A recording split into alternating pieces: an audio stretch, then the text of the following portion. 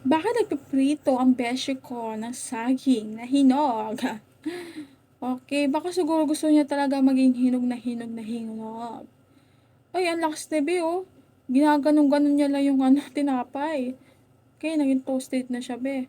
Okay, binalot niya yon tapos pinupukpuk-pukpuk niya. Oh, bakit? Ay, ba't parang naging iba yung itsura, be? Parang naging breadcrumbs. Ay, nagsayo lang siya ng slice bread nun, be. Wow, marami pa namang nagugutom. Naging guilty agad. Nagpapagilty ka pa, Monica. Kaloka ka, be. No, nakikinood ka na nga, nakikita ka na nga lang. Pakilimera ka talaga. Kaya kanya na yung saging na prinito niya. Oy, mainit kasi siya, kaya kailangan lagyan ng yelo.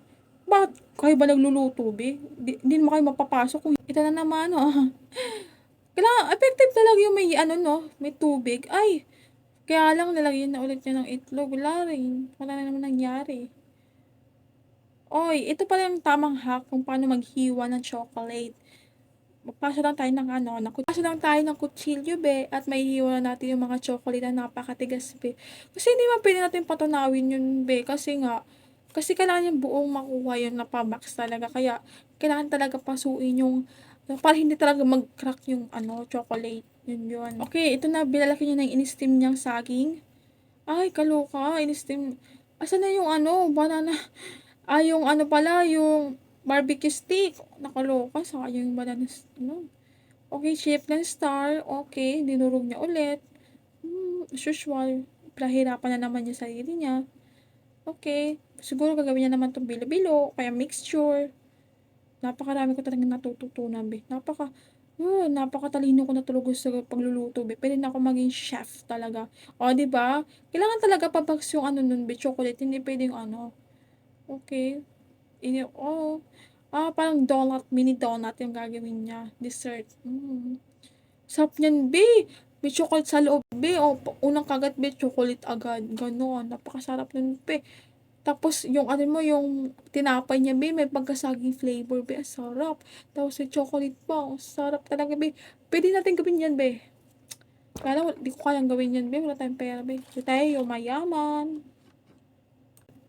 Oh, ano tong kanin? Ay, lagay ng mga sarsa-sarsa, mga asin-asin, gano'n-gano'n tubig at oil. Oil yata yun.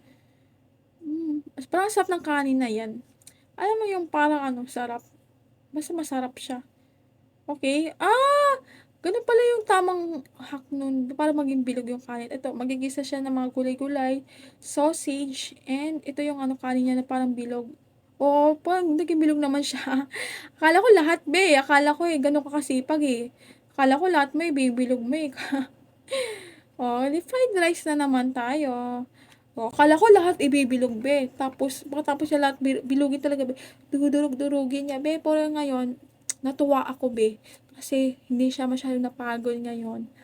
Kasi nag-sample lang siya, be. Ganun yung tama. Kailangan natin ng sample. Hindi na pwedeng pahirapan natin. Be, bakit natin papahirapan sarili natin, be? Nanonood lang naman sila. Tayo naman totoong nahihirapan, be. Ay, hindi pala ako kasama dun. Hindi pala ako yung nagluluto.